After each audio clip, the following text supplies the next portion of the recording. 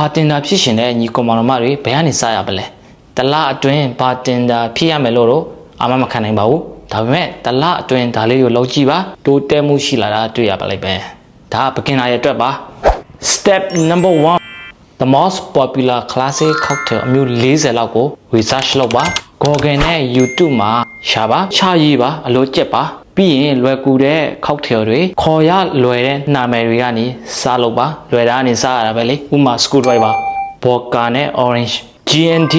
gin နဲ့ tonic ဒါပဲလေCuba Libre rum coke fresh lime juice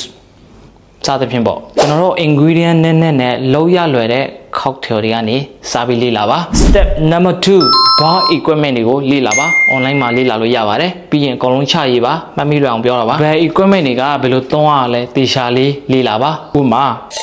Horton strainer ကရေခဲတွေထွက်မကြရအောင်သုံးရတာစသဖြင့်ပေါ့ Step number 3 ခွက်အခေါ်အဝေါ်တွေကိုလေ့လာပါ highball raw glass martini glass hurricane glass စသဖြင့်ပေါ့ပြီးရင် garnish အခေါ်အဝေါ်တွေကိုလေ့လာပါ Step number 4 ဘာတင်တာတွေနဲ့အိတ်ခွဲပါသိရှင်တာတွေအကုန်လုံးမေးပါအခုကျွန်တော်ကို brother တို့မေးတယ်လို့မျိုးပေါ့ Step number 5 ကဘာလဲဆိုတော့အခုကျွန်တော်ပြောပြသွားတဲ့ Step 1 2 3တွေကိုတနေ့မှာ2နာရီလောက်အချိန်ပေးပြီးတော့တလားလောက်လုပ်ကြည့်ပါဘာတင်တာတွေနဲ့ရင်းနှီးသွားပြီဆိုရင်သူတို့စီကပလင်းအခွန်တွေကိုတောင်းပါပြီးရင်အိမ်မှာ practice များများလုပ်ကြည့်ပါဘာတင်တာတယောက်ဖြစ်ရှင်တယ်ဆိုရင်တော့ကျွန်တော်တို့ဘာ equipment တွေတစုံလောက်လို့ရှိဖို့လိုတယ်ဗျ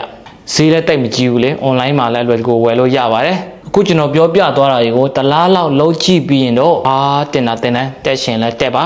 ဘာ back အလုပ်တွေကိုခြောက်ကြည့်ပါဘာတင်တာတယောက်ဖြစ်ဖို့ကအရန်မခက်ပါဘူး brother တို့ဒါမဲ့အရန်လည်းမလွယ်ဘူးဆိုတော့လေးလေးနက်နက်လေးထားပါကြိုးစားပါ see you all guys